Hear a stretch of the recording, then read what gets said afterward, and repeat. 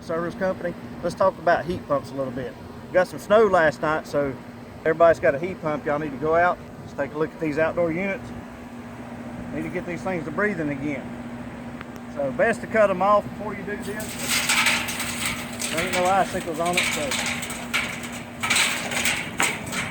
And then down here around these bottom coils, get these things here opened up.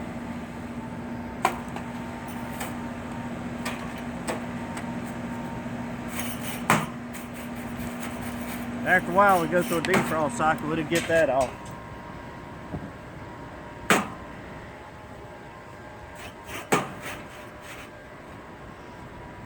So if we block these coils with snow and stuff, these things won't cool very well.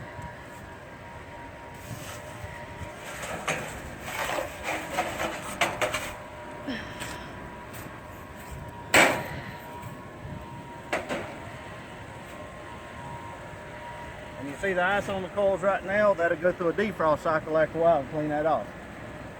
But keep a check on them heat pumps. All right, good enough.